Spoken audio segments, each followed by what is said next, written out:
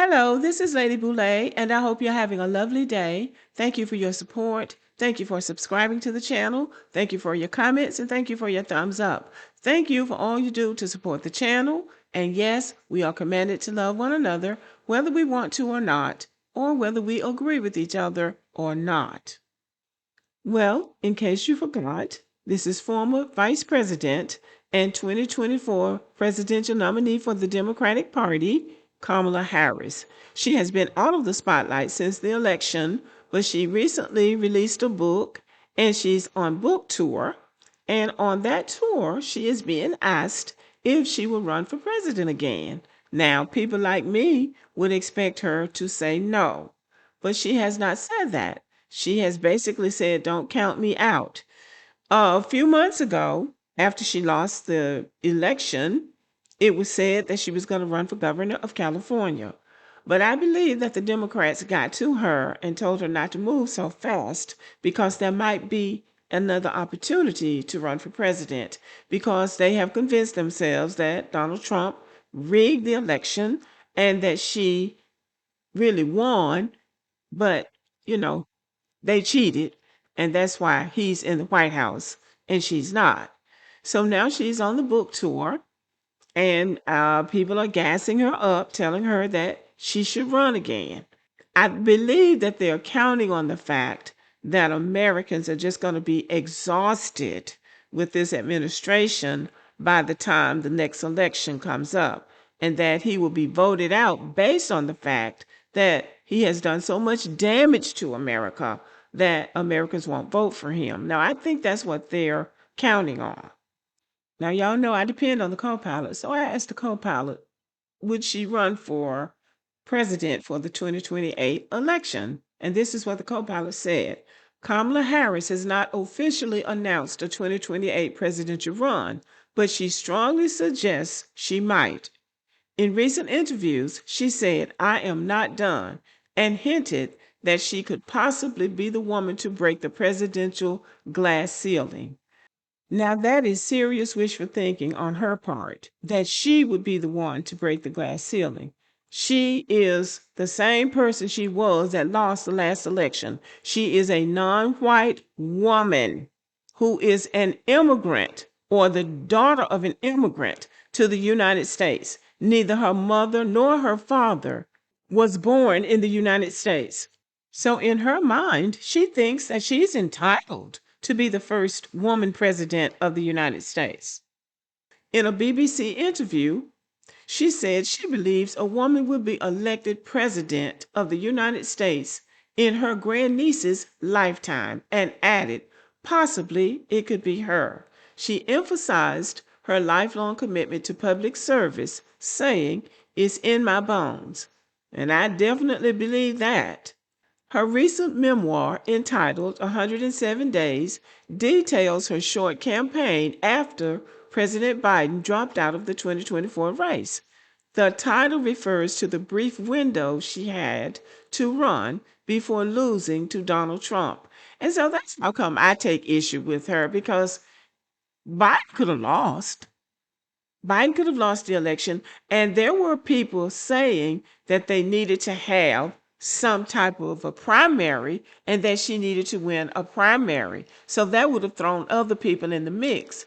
But the handlers who had made a decision that she had to be the presidential nominee if it weren't going to be Biden decided they didn't want her to go up against any competition because a man likely would have won. So I voted for her. I'm a part of the 92%, and I am not ashamed of it, and I don't care what people say about it. I voted my conviction because I did not want Donald Trump to be elected. Well, let's put it this way. I did not want to help elect him. So I wasn't going to vote for him, and I wasn't going to vote for anybody else, and I wasn't going to sit home and do nothing. So for me, that was the best decision for me. Now, what other black people do and what other black people think is right is their business. I did not want this man to be the president, and I didn't vote for him. But being the person that I am, I will acknowledge that there are some things that he's doing that I agree with. So moving right along. The 2028 speculation about Kamala, while she hasn't made a formal decision, her comments are the clearest indication yet that she is considering another run. She's dismissed unfavorable polls, saying she's never let polling dictate her career choices. What I want now, if she decides to run, and that would be her decision, I want a primary. I want her to beat out the other people who think they might be a good choice for the Democratic nominee. I don't want her to be pushed in. I don't want the path to be cleared where she's the automatic nominee and then go in and lose again. So if she goes in the next time as the nominee for the Democratic Party, I want her to have won the primary. I want the people to have chosen her to be the nominee. And then if you lose on your own. But you don't get to lose because somebody else got pushed out and you got pushed in. Okay, so let's look at the Democratic landscape. With the Democratic Party still regrouping after the 2024 loss, Harris remains a prominent figure. Her potential candidacy could shape the party's direction heading into 2028. Yes, it could, and then it could not. The Democratic Party is still regrouping after 2024. They lost a lot of black voters in that election, and they have not addressed the concerns of their number one loyal group of voters, and that would be us, black voters. They still haven't made a serious effort to find out why black people abandoned the party, because I believe that in another election it will even be worse.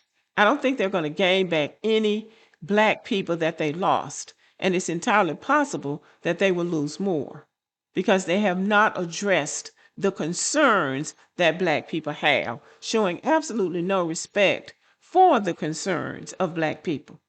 So if they are expecting black people to be frightened into coming back to the Democratic Party, I think they're going to be just like they are with the No Kings protest. They're going to be struggling to find the black people. So if she does run, it'll be a high-stakes campaign with lessons learned from her previous bid. See, I don't think any lessons have been learned. I don't believe she has learned anything, and I don't believe the Democratic Party has learned anything. So I think if she runs again, first of all, she's not going to be a shoo-in like she was the last time. She's going to have to beat somebody this time. She's going to have to win the primary, and she's going to have to win the confidence of at least black people. And if she doesn't win black people, she's not going to win. Because I don't care how much these white people complain, they're going to stick with that Republican Party. Now, that is what I believe. But now, I'm putting the question to you.